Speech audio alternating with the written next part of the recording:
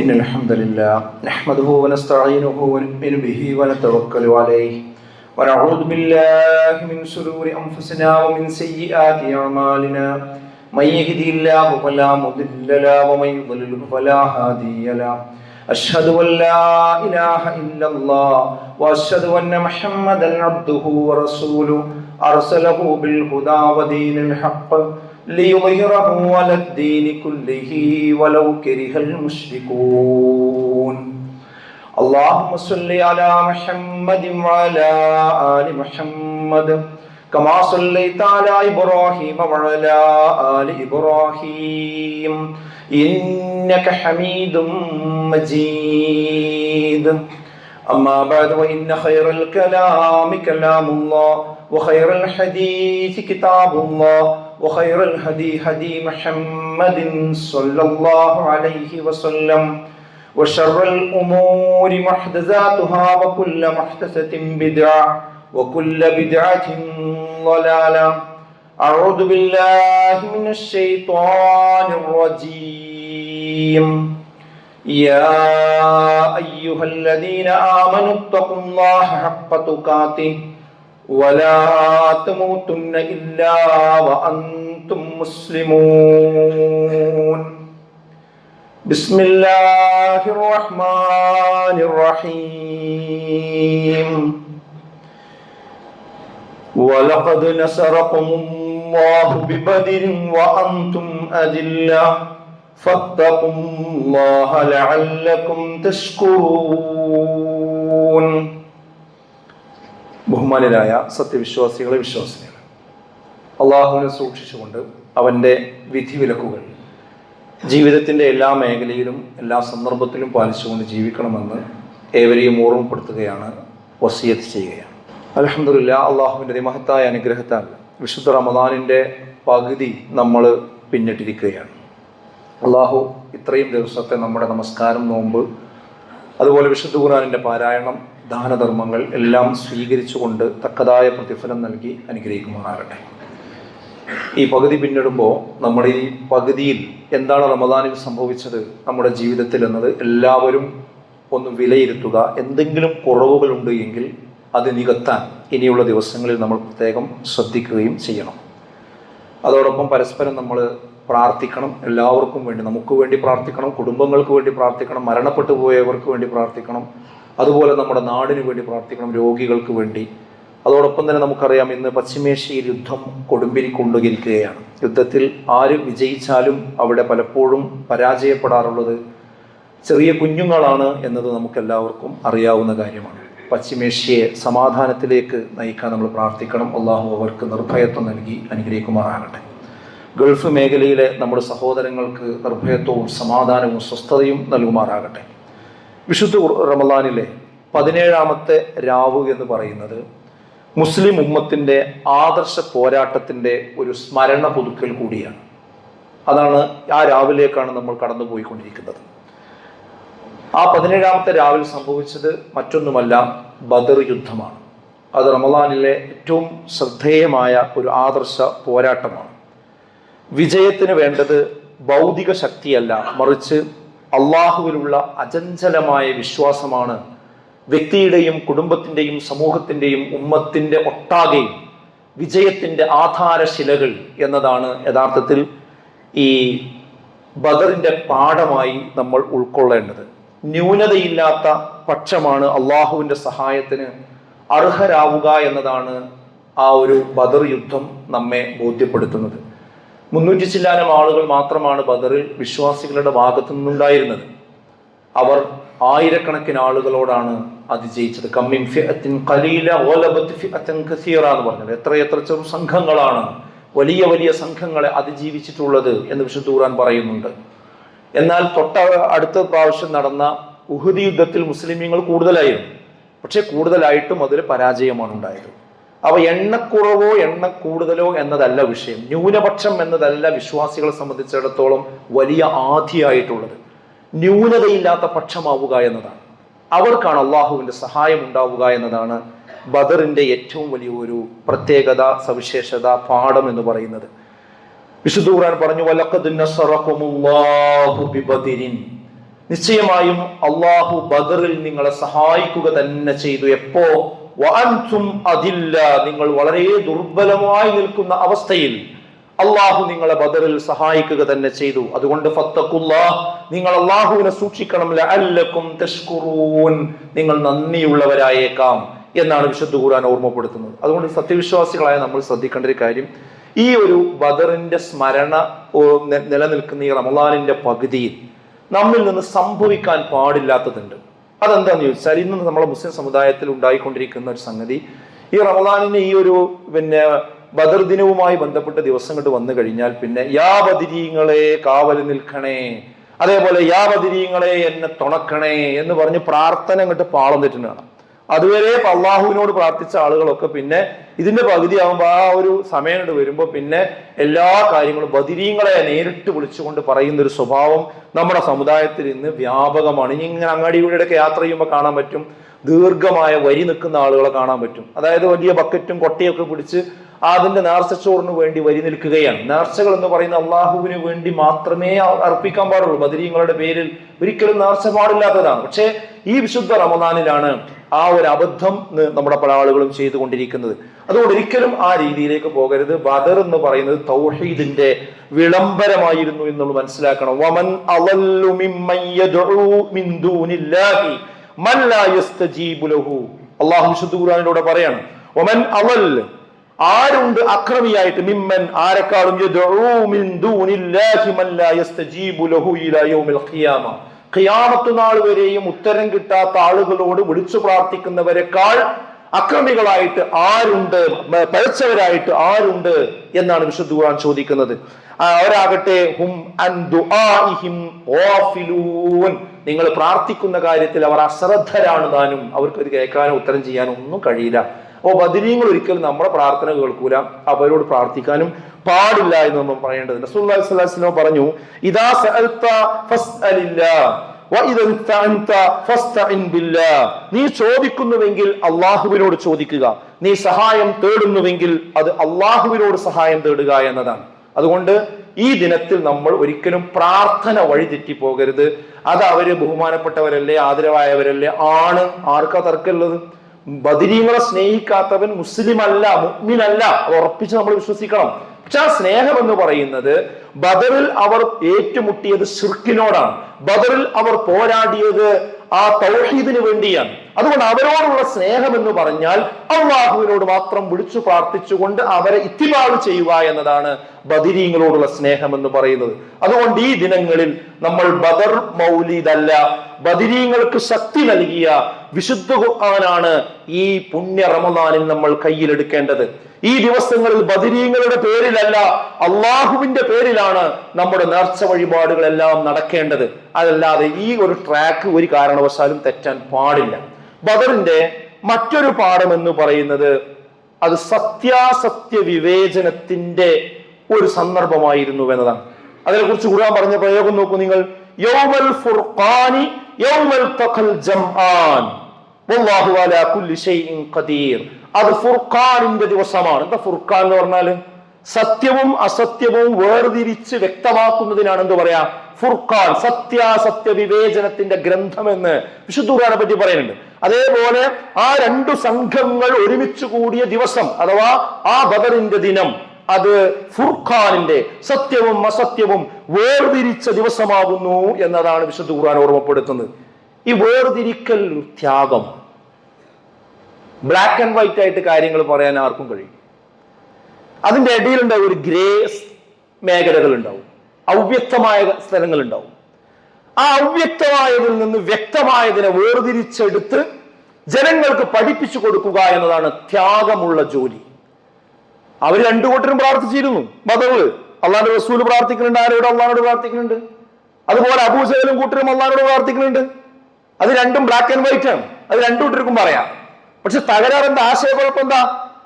അവരൊരു പ്രയാസത്തിൽ പെട്ട് കഴിഞ്ഞാൽ അള്ളാഹിനോട് പ്രാർത്ഥിക്കും മുശ്രിക്കീങ്ങൾ.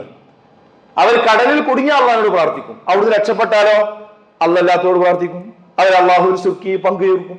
അപ്പൊ നിങ്ങൾ പങ്കു ചേർക്കാൻ പാടില്ല എന്ന വിഷയമായിരുന്നു ബദറിലെ വിഷയം. അതാണ് ഇന്ന് വേർതിരിച്ച് എടുത്തുകൊണ്ട് പ്രവാചകൻ സല്ലല്ലാഹു അലൈഹി വസല്ലമ സമൂഹത്തിന്റെ മുമ്പിൽ പറഞ്ഞു കൊടുത്ത ഏറ്റവും പ്രധാനപ്പെട്ട ഒരു കാര്യം. ഹക്കും ബാത്തിലും കൂടിക്കലരുമ്പോൾ അത് വേർതിരിക്കാൻ റമളാനും പട്ടിണിയും ഒന്നും അവർക്ക് തടസ്സമായില്ല എന്നത് കൂടി നമ്മൾ ചേർത്ത് മനസ്സിലാക്കണം. അതായത് ഒരു റമളാനിൽ എന്താ ചെയ്യുന്നത്? വെയിലത്ത് നിൽക്കുക മാത്രമല്ല, മരുഭൂമിയിൽ നിന്നുകൊണ്ട് യുദ്ധം ചെയ്യുക ചെയ്യണത്. അപ്പൊ റമളാൻ ആണെങ്കിലും വിശ്വാസത്തെ നോവിച്ചാൽ അവിടെ വിശ്വാസികൾ എഴുന്നേറ്റ് നിൽക്കും, അതാണ് അവർക്ക് പ്രധാനം എന്നതുകൂടി ഈ ബദറിന്റെ പാഠത്തിൽ നമുക്ക് കാണാൻ കഴിയും. ബദർ പഠിപ്പിച്ചത് ആദർശത്തിന്റെ കാര്യത്തിൽ ഒരു വിട്ടുവീഴ്ചയും ചെയ്യാൻ പാടില്ല എന്ന നിലപാട് കൂടിയാണ്. സ്വന്തം കുടുംബത്തെയും ദുനിയാവിന്റെ താല്പര്യങ്ങളെയും അതിനേക്കാളെല്ലാം ഉപരിയായി അള്ളാഹുവിന്റെ ദീനിന് മുൻഗണന നൽകിയ ബദരീങ്ങളുടെ മാതൃകയായിരിക്കണം എല്ലാ കാലഘട്ടത്തിലും എല്ലാ സന്ദർഭത്തിലും നമുക്കുണ്ടാകേണ്ടത്. ബദറിൽ അബൂജഹലിന്റെ ധിക്കാരത്തെ നേരിട്ടതുപോലെ ഇന്ന് മുസ്ലിം ഉമ്മത്ത് ജൂത സയനിസ്റ്റ് അച്ചുതണ്ടിന്റെ ക്രൂരതകളെ നേരിട്ടുകൊണ്ടിരിക്കുന്ന ഒരു കാഴ്ചയാണ് ലോകത്ത് നമ്മൾ കണ്ടുകൊണ്ടിരിക്കുന്നത്. രണ്ട് കാര്യങ്ങൾ ഇന്ന് നമ്മൾ തിരിച്ചറിയണം. ഇന്ന് പശ്ചിമേഷ്യയിൽ യുദ്ധം കൊടുമ്പിരിക്കൊണ്ടിരിക്കുകയാണ്. എല്ലാവരും ഭയവിഹ്വലരാണ്. അതിന്റെ ചരിത്രത്തിലേക്ക് പോകേണ്ടതില്ല. നിങ്ങൾ എല്ലാവരും പത്രം വായിക്കുന്നവരാണ്, അതിന്റെ ദൃശ്യങ്ങൾ കാണുന്നവരാണ്. പിഞ്ചോമന പൈതങ്ങൾ, അവരുടെ മയ്യത്തുകൾ നമ്മൾ കണ്ടുകൊണ്ടിരിക്കുന്നതാണ്. ഇത്തരമൊരു ഘട്ടത്തിൽ നമ്മൾ മനസ്സിലാക്കേണ്ട രണ്ട് തിരിച്ചറിയേണ്ട കാര്യങ്ങളുണ്ട്. അതിലൊന്ന്, ഗ്രേറ്റർ ഇസ്രയേൽ പ്രൊജക്ട് എന്നൊരു പ്രൊജക്ട് തന്നെ 980 മുതൽ ഇവിടെ നടപ്പാകുന്നുണ്ട് പശ്ചിമേഷ്യയിൽ.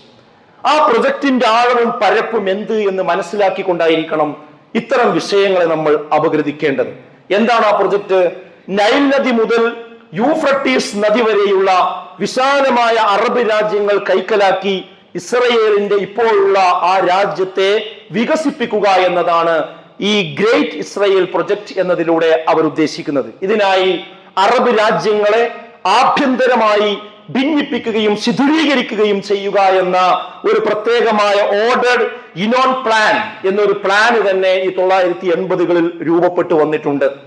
ഈ പ്ലാൻ പ്രകാരം പലസ്തീൻ പൂർണ്ണമായിട്ട്, ജോർദാൻ പൂർണ്ണമായിട്ട്, ലബനാൻ പൂർണ്ണമായിട്ട്, സിറിയയുടെ വലിയൊരു ഭാഗം, ഇറാഖിന്റെ പകുതിയോളം ഭാഗം, ഈജിപ്തിലെ സിനോയ് ഉപദ്വീപ്, അതേപോലെ തന്നെ സൗദി അറേബ്യയുടെ വടക്കൻ ഭാഗങ്ങൾ, ഇത്രയും ഭാഗങ്ങളെ കുറിച്ച് അവരുടെ നിരീക്ഷണം എന്താണെന്ന് ചോദിച്ചാൽ, ഇത് ഹീബ്രു ബൈബിൾ പ്രകാരം അബ്രഹാമിന്റെ സന്തതികൾക്ക് വാഗ്ദാനം ചെയ്യപ്പെട്ടതാണ് ഈ പ്രദേശങ്ങൾ എന്നാണ്. അതാണ് സയനിസ്റ്റുകൾ ഇന്ന് വാദിച്ചുകൊണ്ടിരിക്കുന്നത്. അതുകൊണ്ട് അത് വാഗ്ദത്ത ഭൂമിയാണ്, അത് ഞങ്ങൾ നേടിയിരിക്കും, അവിടെയുള്ളവരെയൊക്കെ ഞങ്ങൾ കെട്ടുകെട്ടിച്ചിരിക്കും എന്ന് 980-കളിൽ കൊണ്ടുവന്നിരിക്കുന്ന ആ ഒരു പ്രോജക്റ്റാണ് ഇന്നും ലോകത്ത് പശ്ചിമേഷ്യ പുകഞ്ഞുകൊണ്ടിരിക്കുന്നതിന്റെ പിന്നിലുള്ള അടിസ്ഥാന രസതന്ത്രം എന്ന് നമ്മൾ തിരിച്ചറിയേണ്ടതുണ്ട്. ഇതാണ് ഒരു ഭാഗം. രണ്ടാമത് നമ്മൾ തിരിച്ചറിയേണ്ടത്, ഈ ഒരു സമയത്ത് ഷിയായിസത്തെ വെള്ളപൂശാനുള്ള ചില ശ്രമങ്ങളും ഇതിന്റെ ഉള്ളിലൂടെ, പ്രത്യേകിച്ച് നമ്മുടെ മലയാളക്കരയിലെ മാധ്യമങ്ങളിലൂടെ, സോഷ്യൽ മീഡിയയിലൂടെ നടന്നുകൊണ്ടിരിക്കുന്നുണ്ട് എന്ന യാഥാർത്ഥ്യവും നമ്മൾ തിരിച്ചറിയണം. ഇറാനിലെ ഷിയ നേതാവ് കൊല്ലപ്പെട്ട ഈ സാഹചര്യത്തിലാണ് അദ്ദേഹം ഷഹീദാണെന്ന് ചില മാധ്യമങ്ങളും അതേപോലെ തന്നെ സാമൂഹ്യ മാധ്യമങ്ങളും ഒക്കെ പാടി പുകഴ്ത്തിക്കൊണ്ടിരിക്കുന്ന ഒരു സന്ദർഭം നമ്മൾ ഈ സമയത്ത് കാണാതിരിക്കാൻ കഴിയില്ല. എന്തുകൊണ്ടാണ് ഒരു പ്രത്യേകമായ ഒരു വ്യക്തിയെ ഊന്നിക്കൊണ്ട് ഷഹീദാണ് എന്ന് പറയാൻ പാടില്ല എന്നതാണ് അഹ്ലുസുന്ന വൽ ജമാഅത്തിന്റെ നിർദ്ദേശം അല്ലെങ്കിൽ അഭിപ്രായം എന്ന് പറയുന്നത്, വിശ്വാസം എന്ന് പറയുന്നത്. അത് നമ്മൾ വിശ്വാസികൾ ഈ സന്ദർഭത്തിൽ മനസ്സിലാക്കേണ്ട ഒരു കാര്യമാണ്. അഹ്ലുസുന്നയിൽപ്പെട്ട ഒരാള് ഈ കാലത്ത് കൊല്ലപ്പെട്ടാൽ പോലും അവരുടെ പേര് പറഞ്ഞ് അവർ ഷഹീദാണ് എന്ന് പറയാൻ നമുക്കാർക്കും അനുവാദമല്ല. അതായത് ഇവിടെ രണ്ട് കക്ഷികളാണ് ലോകത്തുള്ളത്, ഒന്ന് അഹ്ലുസുന്നയും മറ്റൊന്ന് ഷിയാക്കളും. അതിന് അഹ്ലുസുന്നയിൽപ്പെട്ട ഒരു പണ്ഡിതൻ അല്ലെങ്കിൽ മഹത്തായ ഒരാള് മരണപ്പെടുകയോ കൊല്ലപ്പെടുകയോ ചെയ്തു വിചാരിക്കുക, എന്നിട്ട് നമ്മൾ അദ്ദേഹം സ്വർഗത്തിലാണ് അല്ലെങ്കിൽ അദ്ദേഹം ഷഹീദാണ് എന്ന് പേരെടുത്ത് ഊന്നി പറയാൻ അനുവാദമില്ല. അഹ്ലുസുന്നയിൽപ്പെട്ടവർക്ക് പോലും അനുവാദമില്ല. ഇമാം ബുഖാരി തന്റെ ഹദീസില് ഒരു ബാബു കൊടുത്തിട്ടുണ്ട്, ബാബു ലാ യുഖാലു ലഹു ഷഹീദ്, ഷഹീദ് എന്ന് വിളിക്കാൻ പാടില്ല എന്ന് പറയുന്ന ഒരു ബാബു തന്നെ കൊടുത്തിട്ട് അതിൽ കൊണ്ടുവരുന്ന ഒരു സംഭവം നോക്കൂ നിങ്ങൾ. ഉമർ ഇബ്നുൽ ഖത്താബ് റളിയല്ലാഹു അൻഹു ഖാൽ, ഉമർ റളിയല്ലാഹു അൻഹുവിൽ നിന്ന് പറയാണ്, തഖൂലൂന ഫീ മഗാസികും ഫുലാൻ ഷഹീദ് നിങ്ങൾ ഒരിക്കലും ഇന്നയാളെ ചൂണ്ടിക്കൊണ്ട് അദ്ദേഹം ഷഹീദാണ് എന്ന് പറയരുത്. എന്നിട്ട് പിന്നീട് തുടരുകയാണെന്ത്, അപ്രകാരം നിങ്ങൾ പറയരുത്, വലാകിൻ ഖൂലു, നിങ്ങൾ ഇപ്രകാരം പറയുക. എന്ത്? കമാ ഖാല റസൂലുള്ളാഹി സ്വല്ലല്ലാഹു അലൈഹി വസല്ലം, പ്രവാചകൻ സല്ലല്ലാഹു അലൈഹി വസല്ലം പറഞ്ഞതുപോലെ പറഞ്ഞാൽ മതി. എന്താ പ്രവാചകൻ പറഞ്ഞത്? വളരെ സൂക്ഷിച്ചാണ് പ്രവാചകൻ പറഞ്ഞിട്ടുള്ളത്. മൻ മാത ഫീ സബീലില്ലാ ഔ ഖുതില, ആരെങ്കിലും അല്ലാഹുവിന്റെ മാർഗത്തിൽ മരണപ്പെടുകയോ കൊല്ലപ്പെടുകയോ ചെയ്താൽ ഫഹുവ ഷഹീദ്, അവൻ ഷഹീദാകുന്നു. അഥവാ മൊത്തത്തിൽ പറയാനേ കഴിയുള്ളൂ. അല്ലാതെ പ്രവാചകൻ സല്ലല്ലാഹു അലൈഹി വസല്ലം നിർബന്ധമായിട്ട് സ്വർഗാവകാശികൾ എന്ന് പറഞ്ഞുകൊണ്ട് 10 പേരുടെ പേരെടുത്തു പറഞ്ഞിട്ടുണ്ട്. അവരെ കുറിച്ച് നമുക്ക് എന്ത് പറയാം? അവർ സ്വർഗത്തിലാണ് എന്ന് പറയാം. അപ്പൊ റസൂലുള്ള പേരെടുത്തു പറഞ്ഞവരെ മാത്രമേ നമുക്ക് സ്വർഗത്തിലാണെന്ന് കട്ടായം പറയാൻ കഴിയുള്ളൂ. അല്ലാത്തത് നമുക്ക് മൊത്തത്തിൽ പറയാമെന്നല്ലാതെ ഒരാളെ സ്പെസിഫൈ ചെയ്തുകൊണ്ട് പറയാൻ അഹ്ലുസുന്നത്തി വൽ ജമാ എന്ത് ചെയ്യുന്നില്ല, അതിന് അനുവാദം നൽകുന്നില്ല. എന്നാൽ ശിയാക്കളാകട്ടെ അവർ അഹ്ലുസുന്നയുടെ ഭാഗവുമല്ല. അഹ്ലുസുന്നിപ്പെട്ടവരെ പറ്റി തന്നെ പറയാൻ പാടില്ല എന്നാ പറഞ്ഞത്. എന്നാൽ ഷിയാക്കളാണെങ്കിൽ അഹ്ലുസുന്ന അല്ല, അഹ്ലുസുന്ന അപ്പുറത്താണ്. അത് നമ്മൾ മനസ്സിലാക്കണം. എന്താ? ജൂതനായ അബ്ദുല്ലാഹ് ഇബ്നു സബ വേഷം മാറി ഇസ്ലാമിന്റെ ഉള്ളിലേക്ക് വന്നുകൊണ്ട് ഇസ്ലാമിൽ മുസ്ലിമീങ്ങളുടെ കൂട്ടത്തിൽ നിന്ന് ഒരു വിഭാഗത്തെ ഉണ്ടാക്കിയെടുത്തവരെ കുറിച്ചാണ് ഷിഅത്തു അലി, അലിയുടെ കക്ഷി എന്ന പേരിൽ പിന്നീട് ഷിയാക്കൾ എന്ന് ലോകത്തറിയപ്പെട്ടത്. യഥാർത്ഥത്തിൽ അലി റളിയല്ലാഹു അൻഹു കുറ്റക്കാരനല്ല. അലി റളിയല്ലാഹു അൻഹു ഒരു കക്ഷി ഉണ്ടാക്കിയിട്ടില്ല. അലി റളിയല്ലാഹുവിന്റെ പേരിൽ ഈ അബ്ദുല്ലാഹ് ഇബ്നു സബ ഉണ്ടാക്കിയെടുത്ത ഒരു കക്ഷിയാണ് ലോകത്ത് ഷിയാക്കൾ എന്ന് പറയുന്നത്. ചിലർ പറയുന്നത് പോലെ ഇപ്പൊ സാമൂഹ്യ മാധ്യമങ്ങളിലൊക്കെ പറയുന്നത് എന്താന്ന് ചോദിച്ചാൽ, ഈ ഷിയാക്കളും അഹ്ലുസുന്നയും തമ്മിൽ എന്തോ കർമ്മശാസ്ത്രപരമായ മദ്ഹബി സംബന്ധമായ എന്തോ മസലയിലൊക്കെ ഉള്ള തർക്കേ ഉള്ളൂ, അത്ര വലിയ പ്രശ്നമൊന്നുമില്ല എന്ന രീതിയിലേക്ക് ആഖ്യാനിച്ചു കൊണ്ടുവരാൻ പലപ്പോഴും ശ്രമിക്കാറുണ്ട്. എന്നാൽ വിശ്വാസികൾ മനസ്സിലാക്കുക, വിശ്വാസപരമായ ഗുരുതരമായ വിഷയങ്ങൾ തന്നെയാണ് അഹ്ലുസുന്നയും അതുപോലെ ഷിയാ ലോകവും തമ്മിൽ ഉള്ളത്. അത് വിശദീകരിക്കാൻ ഒരു ഖുത്ബ കൊണ്ട് കഴിയില്ല, നിങ്ങളത് പഠിക്കണമെന്ന് മാത്രമേ എനിക്ക് പറയാനുള്ളൂ. നബി സല്ലല്ലാഹു അലൈഹി വസല്ലമക്ക് ശേഷം ഇസ്ലാമിക സമൂഹത്തെ അവർ ശൂറയിലൂടെ തെരഞ്ഞെടുക്കുന്ന ഒരു ഖലീഫയാകണം എന്നതാണ് അഹ്ലുസുന്നയുടെ നിലപാട്. അതാണെന്ത്? ഖലീഫയുടെ തെരഞ്ഞെടുപ്പിനെ കുറിച്ച് അഹ്ലുസുന്നയുടെ നിലപാട് ശൂറയിലൂടെ തെരഞ്ഞെടുക്കണം എന്നതാണ്. എന്നാൽ ഷിയാക്കളാകട്ടെ ഇമാം അള്ളാഹുവിനാൽ നിശ്ചയിക്കപ്പെട്ട ഒന്നാണെന്നും അത് നബിയുടെ കുടുംബത്തിൽ നിന്ന് മാത്രമേ ഉണ്ടാകാൻ പാടുള്ളൂവെന്നും ശഠിക്കുന്ന ആളുകളാണ്. അതാണ് ഷിയാക്കളും നമ്മളും തമ്മിലുള്ള വ്യത്യാസം എന്ന് പറയുന്നത്. അഥവാ അഹ്ലുസുന്നക്ക് ഖലീഫയാണെങ്കിൽ ഷിയാക്കൾക്ക് ഇമാമത്ത് വാദമാണുള്ളത് എന്നതാണ് ഇതിൽ ഏറ്റവും അടിസ്ഥാനപരമായ ഒരു പ്രശ്നം. രണ്ടാമത്തെ പ്രശ്നം, ഖലീഫമാർ ഭരണാധികാരികളും മതപണ്ഡിതന്മാരുമാണ്. അവർ തെറ്റ് പറ്റാത്തവരല്ല, അവർക്ക് അദൃശ്യജ്ഞാനവുമില്ല. ഇതാണ് അഹ്ലുസുന്നയുടെ വിശ്വാസം. എന്നാൽ ഷിയാക്കൾ ആ വിഷയത്തിൽ പറയുന്നത് എന്താ? ഇമാമുകൾ അള്ളാഹുവിനാൽ നിയോഗിക്കപ്പെട്ടവരാണെന്നും പ്രവാചകന്മാരെ പോലെ അവർ പാപമുക്തരാകുന്നു എന്നതാണ്. അതായത് അവരുടെ ഇമാമിയങ്ങൾക്ക് എന്ത് പറ്റൂല?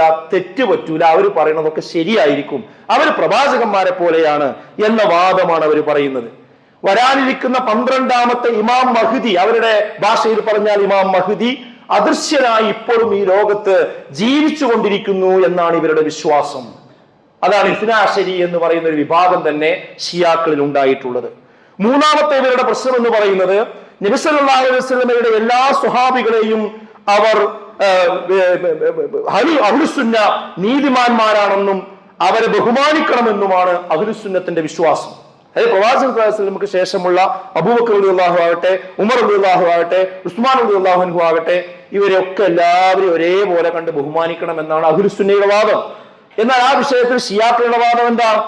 നബി സല്ലല്ലാഹു അലൈഹി വസല്ലമക്ക് ശേഷം അലി റളിയല്ലാഹു അൻഹുവിന് ലഭിക്കേണ്ട അധികാരം തടഞ്ഞു വെച്ചു എന്നാരോപിച്ച് ഭൂരിഭാഗം സ്വഹാബികളെയും അവർ ആക്ഷേപിക്കുക മാത്രമല്ല, അവരുടെ പേര് കേട്ടാൽ ലഅനത്ത് ചെല്ലുന്ന ആളുകൾ പോലുമാണ്. ലഅനത്ത് ചെല്ലുകയാണ്. അബൂബക്കർ റളിയല്ലാഹുവിന്റെ പേര് കേട്ടാൽ, ഉമർ റളിയല്ലാഹുവിന്റെ പേര് കേട്ടാൽ, ഉസ്മാൻ റളിയല്ലാഹുവിന്റെ പേര് കേട്ടാൽ, ആയിഷ ബീവിയുടെ പേര് കേട്ടാൽ ഒക്കെ അവരെ നശിക്കട്ടെ എന്ന് പറയുന്ന വിഭാഗമാണ് ആര്? ഈ ഷിയാ വിഭാഗം എന്ന് പറയുന്നത്. ഇത് അവരുടെ ഏറ്റവും പ്രധാനപ്പെട്ട പ്രശ്നമാണ്. അതേപോലെ തന്നെ വിശുദ്ധ ഖുർആൻ കഴിഞ്ഞാൽ സ്വഹീഹ് ബുഖാരി, സ്വഹീഹ് മുസ്ലിം തുടങ്ങിയ പ്രമുഖ ഹദീസ് ഗ്രന്ഥങ്ങളെ അഹ്ലുസുന്ന ആധികാരിക ഗ്രന്ഥമായിട്ട് പരിഗണിക്കുന്നുണ്ട്. എന്നാൽ ഷിയാക്കളാകട്ടെ അഹ്ലുൽ ബൈത്ത് അഥവാ നബിയുടെ കുടുംബം വഴി വന്ന ഹദീസുകൾക്ക് മാത്രമേ അവർ ആധികാരികത നൽകുകയുള്ളൂ. അൽ കാഫി പോലെയുള്ള ഗ്രന്ഥങ്ങളാണ് ഇവരുടെ പ്രധാനപ്പെട്ട ഹദീസ് ശേഖരം എന്ന് പറയുന്നത്. അവർ അതിലുള്ളത് മാത്രമേ എടുക്കുള്ളൂ, അല്ലാത്തൊന്നും അവരെന്ത് ചെയ്യില്ല, സ്വീകരിക്കുകയില്ല. അഞ്ചാമത്തെ പ്രശ്നം എന്ന് പറയുന്നത് അഹ്ലുസുന്ന 5 നേരവും പ്രത്യേകം നമസ്കരിക്കുന്നു. നമ്മളെല്ലാവരും 5 നേരം നിസ്കരിക്കുന്ന ആളുകളാണ്. എന്നാൽ ഷിയാക്കളിൽ പലരും ഉച്ച കഴിഞ്ഞുള്ള ളുഹറും അസറും അതേപോലെ തന്നെ വൈകുന്നേരമുള്ള മഗ്രിബും ഇശാവും അത് രണ്ടും കൂട്ടിയാണ് നിസ്കരിക്കുക. മൊത്തത്തിൽ 3 തവണ നിസ്കരിക്കുള്ളൂ. അതാണ് അവരുടെ വേറൊരു പ്രത്യേകത എന്ന് പറയുന്നത്. അതേപോലെ തന്നെ മുത്അ വിവാഹം ഇസ്ലാമിൽ നിരോധിക്കപ്പെട്ടതാണ്. അതാണ് അഹ്ലുസുന്നയുടെ നിലപാടെന്ന് പറയുന്നത്. എന്നാൽ ഷിയാക്കളാകട്ടെ അതിൽ പല വിഭാഗങ്ങളും എന്ത് ചെയ്യുന്നുണ്ട്, അത് അനുവദനീയമാണെന്ന് വാദിക്കുന്നുണ്ട്. എന്താ മുത്അ വിവാഹം എന്ന് പറഞ്ഞാൽ, നമ്മളൊരു വിവാഹം നമുക്കുണ്ട്, അത് ഉണ്ടായിക്കൊണ്ട് ഒരു ചെറിയ യാത്ര പോകുകയാണെങ്കിൽ അവിടുന്ന് തൽക്കാലം ഒരു പെണ്ണിനെ കെട്ടാം, എന്നിട്ട് അതിനെ ഒഴിവാക്കിയിട്ട് പോലും ചെയ്യാം. ഇതിന് അനുവാദം എത്രയും കൊടുക്കാമെന്നാണ്. ഈ അനുവാദം കൊടുക്കുന്ന ആളുകൾ അവരുടെ കൂട്ടത്തിൽ കാണാൻ പറ്റും. അതേപോലെ തന്നെ ഷിയാക്കളുടെ ബാങ്ക് വിളിക്കുന്ന സമയത്ത് സാധാരണ നമ്മൾ കൊടുക്കുന്ന ബാങ്കിന്റെ കൂടെ അവർ അഷ്ഹദു അന്ന അലിയൻ വലിയുല്ലാഹ് എന്ന് ബാങ്കിൽ പോലും പ്രത്യേകമായിട്ട് ഒരു വാക്ക് ഉൾപ്പെടുത്തുന്നത് നമുക്ക് കാണാൻ പറ്റും. ഇങ്ങനെ ഒട്ടനവധി വിഷയങ്ങൾ കൊണ്ട് അഹ്ലുസുന്നയും ഷിയാ ലോകവും തമ്മിൽ തീർത്തും വ്യത്യസ്തമാണ്. ഇത് ആർക്കും മനസ്സിലാകാതെ ഈ ഒരു പ്രശ്നത്തിന്റെ പേരിൽ എല്ലാവരും ഇവരും തന്നെ സാധാരണ നോർമലായ മുസ്ലിങ്ങളെ പോലെയാണ് എന്ന രീതിയിലേക്ക് കൊണ്ടുവരാനുള്ള ശ്രമം ഇന്ന് വളരെ ബോധപൂർവം ഇതിന്റെ മറവിൽ നടക്കുന്നുണ്ട്. ഇത് ഈ സമയത്താണോ ഇപ്പൊ പറയേണ്ടത്, ഒരു യുദ്ധം നടക്കുമ്പോഴാണോ ഇത് പറയേണ്ടത് എന്നൊക്കെ ചോദിക്കുന്ന ആളുകളുണ്ട്. അവരോട് നമുക്ക് പറയാനുള്ളത് എന്താ വെച്ചാൽ, ഈ സമയത്ത്, ഈ യുദ്ധം നടക്കുന്ന സമയത്ത്, ഈ കുട്ടികൾ പ്രയാസപ്പെടുന്ന സമയത്ത്, കൂട്ടത്തോടു കൂടി കൊല ചെയ്യപ്പെടുന്ന ഈ സമയത്ത്, ഈ ഗ്രാൻഡ് ഇസ്രായേൽ പ്രൊജക്ട് നടപ്പാക്കുന്ന സമയത്താണോ ഈ കാര്യങ്ങൾ പർവ്വതീകരിച്ചു പറയേണ്ടത്? അതാണ് നമുക്ക് തിരിച്ചും ചോദിക്കാനുള്ളത്. അതായത് ഇതിലുള്ള രാഷ്ട്രീയ കാര്യങ്ങൾ വിലയിരുത്തി പോയാൽ പോരെ? പശ്ചിമേഷ്യയിലെ രാഷ്ട്രീയം നമുക്ക് പറയാം, അത് ഇവിടെയുള്ള ആളുകൾക്കൊക്കെ വിലയിരുത്താം, ലേഖനങ്ങൾ എഴുതാം, പ്രസംഗിക്കാം. പക്ഷെ അതിന്റെ മറവിൽ എന്തിനാണ് തെറ്റായ മതവിശ്വാസം കൂടി, അഥവാ ഷിയായിസത്തെ വെള്ളപൂശാനും അവരുടെ നേതാക്കൾ അഹ്ലുസുന്നയുടെ നേതാക്കന്മാരെ പോലെയാണെന്ന് വരുത്തി തീർക്കുന്ന രീതിയിൽ അവർ ധീര രക്തസാക്ഷികളാണ് എന്നൊക്കെ കടത്തിപ്പറഞ്ഞ് പോകുമ്പോൾ അത് സാധാരണ എന്താ ഷിയാക്കൾ, എന്താണ് അഹ്ലുസുന്ന എന്ന് അറിയാത്ത സാധാരണക്കാരും പുതിയ തലമുറ എന്ത് വിശ്വസിക്കും? ഇവരൊക്കെ മുസ്ലിം ലോകത്തിന്റെ നേതാക്കന്മാരാണെന്ന് വിശ്വസിക്കും. അപ്പൊ സ്വാഭാവികമായിട്ട് അതിന്റെ മറുപക്ഷം നമുക്ക് പറയേണ്ടി വരും. അത് യാഥാർത്ഥ്യബോധത്തോടു കൂടി സൂചിപ്പിക്കേണ്ടി വരും. ഇത്രയേ ഉള്ളൂ. അപ്പൊ ഈ സമയത്ത് രാഷ്ട്രീയം മാത്രം എല്ലാവരും പറയുകയാണെങ്കിൽ നമുക്കും അതിന്റെ രാഷ്ട്രീയ വശം മാത്രം വിലയിരുത്താം. പക്ഷെ ഈ സമയത്ത് ഏകപക്ഷീയമായി അതിന്റെ മതപരമായ ഭാഗം തെറ്റായി ജനങ്ങൾക്കിടയിൽ പറയാൻ ശ്രമിക്കുമ്പോൾ അത് മതപണ്ഡിതന്മാരുടെയും മതപ്രബോധകന്മാരുടെയും ബാധ്യതയാണെന്ന്, അത് ശരിയല്ല എന്ന് വളരെ ഗുണകാംക്ഷയോടുകൂടി സൂചിപ്പിക്കുക എന്നത്. അതുകൊണ്ട് നാം അറിയുക, മരണം ആരെയും വിശുദ്ധരാക്കുകയില്ല. മരണം വരെയുള്ള വിശ്വാസവും അതനുസരിച്ചു കൊണ്ടുള്ള പ്രവർത്തനങ്ങളുമാണ് ഒരാളുടെ വിജയത്തിന്റെ നിദാനം എന്ന് നമ്മൾ അടിസ്ഥാനം എന്ന് മനസ്സിലാക്കേണ്ടതുണ്ട്. അതായത് ഒരാൾ മരിച്ചു കഴിഞ്ഞാൽ അയാൾ വിശുദ്ധനായി എന്നതല്ല, മരിക്കുന്നത് വരെയുള്ള വിശ്വാസം എന്താണ്, അയാളുടെ പ്രവർത്തനങ്ങൾ എന്താണ്, രീതി എന്താണ്, ഇത് നോക്കിയിട്ടാണ് നാളെ പരലോകത്ത് തീരുമാനിക്കുക. അതുകൊണ്ട് നമ്മൾ ആരെയും സ്വർഗത്തിലാക്കാനും പോകേണ്ട കാര്യമില്ല, ആരെയും നരകത്തിലാക്കാനും പോകേണ്ട കാര്യമില്ല. എന്നാൽ വിശ്വാസപരമായ കാര്യങ്ങൾ ജനങ്ങൾ എന്ത് ചെയ്യേണ്ടതുണ്ട്, പഠിപ്പിച്ചു കൊടുക്കേണ്ടതുണ്ട്. അതുകൊണ്ട് റമളാനും ഈ ബദറും ഒക്കെ നമുക്ക് ആത്മീയമായി കരുത്തു ലഭിക്കുവാനുള്ള ഒരു ദിനരാത്രങ്ങളായി നമ്മൾ മാറ്റണം. ഹക്കും ബാത്തിലും, സത്യവും അസത്യവും അർദ്ധസത്യവും പരസ്പരം കൂട്ടിക്കലർത്തി മുന്നോട്ട് പോകുമ്പോൾ അതിന്റെ ഹക്ക് ഏതാണ്, ബാത്തിൽ ഏതാണ് എന്ന് വേർതിരിച്ച് വ്യക്തമായി പഠിച്ചു മനസ്സിലാക്കി മുന്നോട്ട് പോയിട്ടില്ലെങ്കിൽ നാളെ പരലോകത്ത് സുഹൃത്തുക്കളെ നമ്മൾ കുടുംബം, ഈ ലോകമൊക്കെ ഇവിടെ അവസാനിക്കും. ഇത് എപ്പോഴാ തീരുക നമുക്ക് പറയാൻ കഴിയില്ല, നമ്മൾ എപ്പോഴാ മരിക്കുക എന്ന് പറയാൻ കഴിയില്ല. ഇപ്പൊ ഈ റമദാനിലേക്ക് കടക്കുമ്പോൾ ഉള്ള എല്ലാവരും നമ്മളെ കൂടെ ഇപ്പം ഉണ്ടോ? ഇനിയിപ്പോ ഈ 15 ദിവസം റമദാനിൽ എല്ലാവർക്കും ഈ 30 നോമ്പ് കിട്ടുന്ന ഉറപ്പ് പറയാൻ ആർക്കാ കഴിയുക? എത്ര മയ്യത്ത് നമ്മളിപ്പോ ഈ റമദാനായിട്ട് നിസ്കരിച്ചു. അള്ളാഹുവൊക്കെ മഗ്ഫിറത്ത് നൽകി അനുഗ്രഹിക്കുമാറാകട്ടെ. സുഹൃത്തുക്കളെ, ഇത്രയേ ഉള്ളൂ നമ്മുടെ ജീവിതം എന്ന് പറയുന്നത്. അങ്ങനെ കബറിലേക്ക് ഇറക്കി വെച്ചാൽ പിന്നെ അവിടെ ചോദ്യങ്ങൾ വരികയാണ്. പിന്നെ നാളെ പരലോകത്ത് എഴുന്നേറ്റ് വരുമ്പോഴേ ഈ ശരിയായ ഈമാനുള്ളവർക്ക് അവിടെ സ്വർഗം കിട്ടുള്ളൂ. അപ്പൊ നമുക്ക് ഇവിടെ തൽക്കാല ജീവിതത്തിന്റെ രക്ഷയല്ല നമുക്ക് ആവശ്യം, നമുക്ക് സ്വർഗം കിട്ടണം, നരകത്തിൽ നിന്ന് രക്ഷപ്പെടണം. അതിന് ശരിക്കും അഹ്ലു സുന്നത്ത് വൽ ജമാഅത്തിന്റെ വിശ്വാസത്തിൽ നമ്മൾ ഉറച്ചു നിൽക്കണം. അതിൽ നിന്നൊരിക്കലും നമ്മുടെ വിശ്വാസം, നമ്മുടെ ഈമാൻ കളങ്കപ്പെടുന്ന ഒരു അവസ്ഥ ഉണ്ടാകരുത്. അള്ളാഹു നമ്മെ എല്ലാവരെയും ആ വിഷയത്തിൽ കാത്തുരക്ഷിക്കുമാറാകട്ടെ. അൽഹംദുലില്ലാഹ് വസ്സലാത്തു വസ്സലാമു അലാ റസൂലില്ലാഹ് വഅലാ ആലിഹി വസഹ്ബിഹി അജ്മഈൻ. അമ്മാ ബഅദ്. ബഹുമാനരായ സത്യവിശ്വാസികളെ, വിശ്വാസികളെ, അള്ളാഹുവിനെ സൂക്ഷിച്ചുകൊണ്ട് അവന്റെ വിധിവിലക്കുകൾ ഉൾക്കൊണ്ടുകൊണ്ട് ജീവിക്കുന്ന യഥാർത്ഥ മുത്തഖികളിൽ, മുഅ്മിനീകളിൽ നമ്മെ എവരെയും ഉൾപ്പെടുത്തി അനുഗ്രഹിക്കുമാറാകട്ടെ. ഇനിയുള്ള ഈ പകുതി ദിവസങ്ങൾ, റമദാനിലെ പകുതി മാസം, അതിലേക്ക് നമ്മൾ കടക്കുമ്പോൾ കുറച്ചുകൂടെ ഒരു ജാഗ്രത നമുക്ക് ഉണ്ടാകേണ്ടതുണ്ട്. അതിൽ 2-3 കാര്യങ്ങൾ ഞാൻ പ്രധാനമായി സൂചിപ്പിക്കുകയാണ്. ഒന്നാമത്തത്, ഈ റമദാനും ഇഫ്താറും എന്ന് പറയുന്നത് ഒരു ആഘോഷമല്ല, അത് ആത്മനിയന്ത്രണത്തിനുള്ള ഒരു മാസമാണ്. പക്ഷെ ഇന്ന് അറിഞ്ഞോ അറിയാതെയോ റമദാനും ഒരു ആഘോഷമാക്കി, അതുപോലെ ഇഫ്താറും ഒരു ആഘോഷമാക്കി മാറ്റുന്ന ഒരു ട്രെൻഡ് ഇന്ന് പൊതുവേ കണ്ടുവരുന്നുണ്ട്. ഇത് ശരിക്കും ശൈത്വാനീയത്താണ്, ശരിക്കും മനസ്സിലായിപ്പോയി. അതായത് മനുഷ്യന്മാരെ ഈ ദുനിയാവിൻ്റെ ആവഭാവങ്ങളിൽ നിന്ന്, പൊട്ടിച്ചിരികളിൽ നിന്ന്, അങ്ങനെയുള്ള കറങ്ങുകളിൽ നിന്ന്, രാത്രി അർദ്ധരാത്രിയും പിന്നിട്ട് അങ്ങാടികളിലൂടെ നടക്കുന്നതിൽ നിന്ന് ഒക്കെ പള്ളിയിലേക്കും നമസ്കാരത്തിലേക്കും തൗബയിലേക്കും ഒക്കെ തിരിച്ചു വിളിക്കാൻ വേണ്ടി അള്ളാഹ് ഉണ്ടാക്കിയ ഒരു മാസമാണിത് റമദാൻ എന്ന് പറയുന്നത്. ഇദാ ജാഅ റമദാൻ ഫുതിഹത് അബ്വാബുൽ ജന്ന വഉൽഖത് അബ്വാബുൻ നാർ വസുഫിദത്തിശ് ശയാത്തീൻ. റമദാൻ വന്നാൽ സ്വർഗം തുറക്കും, നരകമടക്കും, ശൈത്താനെ പിടിച്ച് ബന്ധനസ്ഥനാക്കും. ഒരു നല്ല അന്തരീക്ഷം കൊണ്ടുവരികയാണ്. അപ്പൊ എല്ലാവരും പള്ളിക്കൊക്കെ ഒഴുകാണ്. സാധാരണ വരാത്തനൊക്കെ പള്ളിയിൽ പോകണം, നോമ്പ് നോൽക്കണം, എല്ലാം ഉഷാറാവും. അപ്പൊ ശൈത്താൻ ഇത് തടഞ്ഞാൽ നിൽക്കണില്ല. അപ്പൊ പിന്നെ ശൈത്താൻ കണ്ടെത്തുന്ന മാർഗമാണ് എന്ത്? ആ റമദാനും ഇഫ്താറും പരിപാടിയൊക്കെ ഒരു ആഘോഷം ഉണ്ടാക്കി മാറ്റുക. ഇപ്പൊ സ്ഥാപനങ്ങൾ തോറും അത് നടന്നുകൊണ്ടിരിക്കുന്നു. അതുപോലെ തന്നെ അങ്ങാടികളിലൊക്കെ നോക്കിയാൽ പുതിയ പുതിയ ഷെഡുകൾ, വർണ്ണാഭമായ ലൈറ്റുകൾ, അലങ്കാരങ്ങൾ. അവിടെ മഗ്‌രിബ് കഴിഞ്ഞ മഗ്‌രിബോട് കൂടി ആളുകൾ വന്ന് നിറയുന്നു, ആണും പെണ്ണും. അത് പ്രത്യേകിച്ച് മിങ്കിളായിട്ട് വന്നിരിക്കുന്നു. എന്നിട്ട് അതാണ് കഴിഞ്ഞു കഴിഞ്ഞാൽ പിന്നെ അവിടെ പ്രത്യേകമായ പരിപാടിയും ഡാൻസും അതുപോലെ യാത്രയും പരിപാടിയും കാര്യങ്ങളൊക്കെ ആയിട്ട് വേറൊരു ഹാലിംഗ് ഉണ്ടാക്കുക. അവർക്ക് എന്തില്ല, ആ മഗ്‌രിബ് നിസ്കാരം പോലും പലപ്പോഴും കിട്ടുന്നില്ല, ഇശ കിട്ടുന്നില്ല, തറാവീഹ് കിട്ടുന്നില്ല. എന്നിട്ട് ഈ ആൺകുട്ടികളും പെൺകുട്ടികളും രാത്രി മലകളിലൂടെ വരെ പോകുന്നുണ്ട് എന്നാണ് അതിന്റെ റീൽസ് വരെ നമ്മൾ കണ്ടുകൊണ്ടിരിക്കുന്നുണ്ട്. അത് ഒക്കെ റമദാന്റെ പേര്. അത് കുറച്ച് വത്തക്കയും കുറച്ച് സാധനങ്ങളൊക്കെ ഒന്നാണ് മുറിച്ച് അതെല്ലാവരും കൊടുത്തു കഴിഞ്ഞാൽ പിന്നെ റമദാനായി എന്നുള്ളതാണ്. അതും ഒരു റീലും അതും ഒരു ആഘോഷമാക്കി മാറ്റുക. ഇതാണ് ശൈത്താൻ വിജയിക്കുന്നു പറയുന്നത്. കൈവിട്ടു പോകണതൊക്കെ ഇതൊക്കെ ആരെങ്കിലും ഒരു കുരുത്തക്കേട് ചെയ്തിട്ട് അത് റീൽസ് ആക്കി ഇട്ട് കഴിഞ്ഞാൽ ആ റീൽസ് കണ്ട് നമ്മളും അങ്ങനെ എല്ലാവരും ഫോണിന്റെ പിന്നാലെ പോകേണ്ടവരാണോ വിശ്വാസി എന്ന് പറയുന്നത്? എന്താ റമദാൻ എന്ന് പറഞ്ഞാൽ? പട്ടിണി അല്ല റമദാൻ. പട്ടിണി എപ്പോഴാകുക? ഭക്ഷണം കിട്ടാതെ വരുമ്പോഴാണ് പട്ടിണിയാകുക. റമദാൻ എന്ന് പറഞ്ഞാൽ തൊട്ടു മുമ്പിൽ രുചിയേറിയ ഭക്ഷണങ്ങളുണ്ട്. എന്റെ ഭാര്യ എന്റെ അടുത്തുണ്ട്, എന്നാലും ഞാനത് ഉപയോഗിക്കില്ല. ഭക്ഷണം ഉണ്ടായിട്ടും ഞാനത് ഉപയോഗിക്കില്ല. ഞാൻ വിട്ടുനിൽക്കുന്നു, ഞാൻ പിടിച്ചു നിൽക്കുന്നു. ഇംസാഖ് എന്നാണ് റമദാനുമായി ബന്ധപ്പെട്ടുകൊണ്ടുള്ള പ്രയോഗം. പിടിച്ചു നിർത്തുക. വികാരങ്ങളെ, വിചാരങ്ങളെ, ഇച്ഛകളെ പിടിച്ചു നിർത്തുക. ആ പിടിച്ചു നിർത്തുന്ന മാസം. നമ്മളൊരിക്കലും സോഷ്യൽ മീഡിയയുടെ അടിമകളാകരുത്. നമ്മൾ അതിന്റെ ഉടമകളായി മാറണം. നമുക്ക് നിയന്ത്രിക്കാൻ കഴിയണം. അതിൽ വരുന്ന റീൽസുകൾ നമ്മളെ നിയന്ത്രിക്കുന്ന ഒരു സ്വഭാവത്തിലേക്ക് പോയാൽ നമ്മൾ ശൈത്താനീയത്തിലേക്കാണ് പോകുന്നത്. അതുകൊണ്ട് ആ കാര്യം വളരെ കൃത്യമാണ്. കാരണം അവസാനത്തെ 10ലേക്കാണ് നമ്മൾ പ്രവേശിക്കുന്നത്.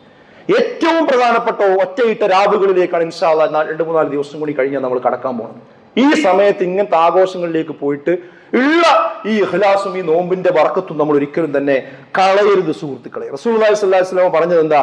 കാന റസൂലുള്ളാഹി സ്വല്ലല്ലാഹു അലൈഹി വസല്ലം ഇദാ ദഖലൽ അശ്റു അഹ്യൽ ലൈൽ. അവസാനത്തെ 10 ആകുമ്പോൾ റസൂലുള്ളാഹ് രാത്രിയെ ജീവിപ്പിച്ചിരുന്നു. കുടുംബങ്ങളെയൊക്കെ വിളിച്ചുണർത്തിയിരുന്നു. അരമുറുക്കിയെടുത്ത് ആരാധനകൾ കഠിനമായി പ്രവാചകൻ സല്ലല്ലാഹു അലൈഹി വസല്ലം പരിശ്രമിച്ചിരുന്നു. ഇതാണ് പ്രവാചകന്റെ രീതി. നമ്മളെ രീതി എന്താ? റമദാനൊക്കെ ഇനി കഴിയാറായി എന്ന രീതിയിൽ വേഗം പള്ളിയിൽ നിന്നും ഇതിനൊക്കെ അങ്ങാടിക്ക് ഒഴുകുക എന്നുള്ളതല്ല. അങ്ങാടി അള്ളാഹുവിന് ഏറ്റവും വെറുക്കപ്പെട്ട സ്ഥലമാണ്. അത്യാവശ്യത്തിന് പോവുക, കാര്യം കഴിയുക, തിരിച്ചു പോരുക. അവിടെ കറങ്ങാനുള്ളതല്ല റമദാൻ മാസം എന്ന് പറയുന്നത്. ഓരോ വഴിത്താരകൾ നോക്കിയാലും അതിന് പാകത്തിലുള്ള സംവിധാനങ്ങളാണ് നമ്മുടെ നാട്ടിൽ കണ്ടുകൊണ്ടിരിക്കുന്നത്. കൂട്ടം തെറ്റി പോവൺ, കൂട്ടം കൂടി പോവൺ. അതൊരിക്കലും വിശ്വാസികൾക്ക് പാടില്ല എന്നതാണ്. അതുകൊണ്ട് സുഹൃത്തുക്കൾ, ഇനി നമ്മളെ ലക്ഷ്യം എന്താണെന്ന് ചോദിച്ചാൽ, ഖുർആൻ ആരെങ്കിലും ഓതാൻ തീരാൻ ബാക്കിയുണ്ടെങ്കിൽ അതൊക്കെ വേഗം തീർക്കുക. അതേപോലെ തന്നെ ഒറ്റയിട്ട രാവുകൾ പരമാവധി ഉപയോഗപ്പെടുത്തുക. എഴുത്തിക്കാഫ് ഇരിക്കാൻ കഴിയുന്നവരൊക്കെ ഇരിക്കുക സുഹൃത്തുക്കളെ. അത് നല്ലൊരു സംസ്കാരമായി നമ്മൾ നാട്ടിൽ വരണം. ആരെങ്കിലും 2-3 ആളല്ല പള്ളിയിൽ ഉണ്ടാകേണ്ടത്. അതൊക്കെ ഉണ്ടാവുള്ളൂ. അത് ചില്ലറ പിന്നെ കൂലിയല്ല സുഹൃത്തുക്കൾ അതിന് കിട്ടുന്നു. അപ്പൊ ആ കാര്യം നമ്മൾ പ്രത്യേകം ശ്രദ്ധിക്കേണ്ടത്.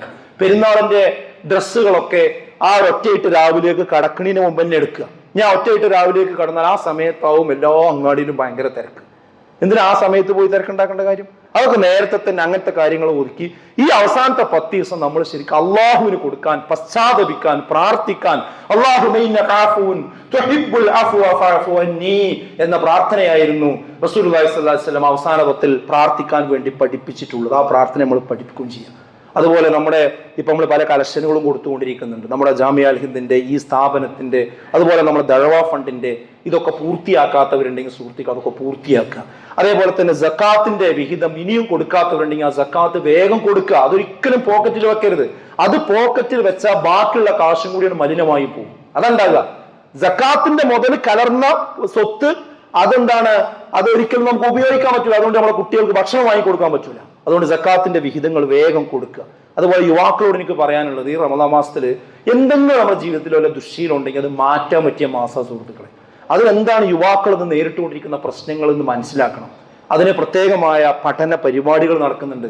ഇന്ന് ഇൻഷാ അല്ലാഹ് 3 മണിക്ക് നമ്മുടെ സ്റ്റാറ്റസ് മാളിൽ യുവപഥം എന്ന പേരിൽ യുവാക്കളെ മാത്രം വിളിച്ചു ചേർത്തുകൊണ്ടുള്ള പ്രത്യേകമായ ക്ലാസ്സുകളുണ്ട്. അപ്പോൾ നമ്മളെ പള്ളിയിലൊക്കെ വന്ന് യുവാക്കളൊക്കെ എന്ത് ചെയ്യുക, അത്തരം കാര്യങ്ങളിലൊക്കെ പ്രത്യേകം പങ്കെടുക്കുക.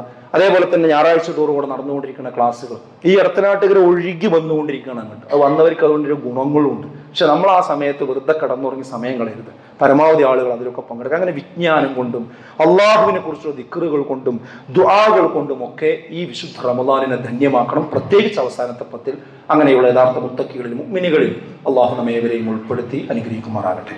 നമ്മുടെ ജീവിതത്തിൽ വന്നുപോയ ചെറുതും വലുതുമായ എല്ലാ പാപങ്ങളും അള്ളാഹു നമുക്ക് വിട്ടുകൊടുത്ത് മാപ്പാക്കി തരുമാറാകട്ടെ. നമ്മുടെ കൂട്ടത്തിൽ രോഗം കൊണ്ട് കഷ്ടപ്പെടുന്ന ധാരാളം ആളുകളുണ്ട്. അവർക്കൊക്കെ സമ്പൂർണമായ ശമനം നൽകി അള്ളാഹു അനുഗ്രഹിക്കുമാറാകട്ടെ.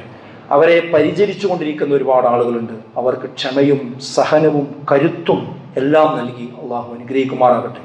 അതിൻ്റെ പേരിൽ അവർക്ക് അള്ളാഹു സ്വർഗം നൽകുമാറാകട്ടെ.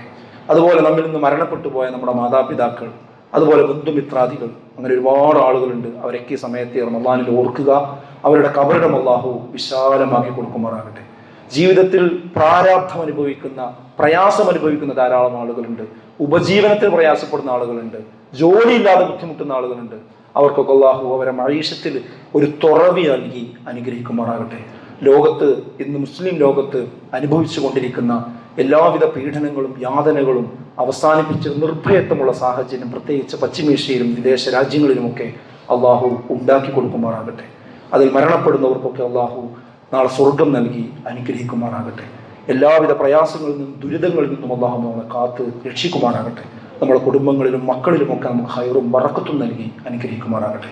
അല്ലാഹുമ്മ ഗ്ഫിർ ലിൽ മുഅ്മിനീന വൽ മുഅ്മിനാത്ത് വൽ മുസ്ലിമീന വൽ മുസ്ലിമാത്ത് അൽ അഹ്യാഇ മിൻഹും വൽ അംവാത് ഇന്നക മുജീബുദ് ദഅവാതി യാ ഖാദിയൽ ഹജാത് ربنا اصرف عنا عذاب جهنم إن عذابها كان غراما ربنا هب لنا من أزواجنا وذرياتنا قرة أعين واجعلنا للمتقين إماما اللهم أجرنا من النار اللهم أجرنا من النار اللهم أجرنا من النار اللهم أعز الإسلام والمسلمين وأذل الشرك والمشركين ربنا تقبل منا إنك أنت السميع العليم وتب علينا إنك أنت التواب الرحيم ربنا آتنا في الدنيا حسنة وفي الآخرة حسنة وقنا عذاب النار آمين يا أرحم الراحمين.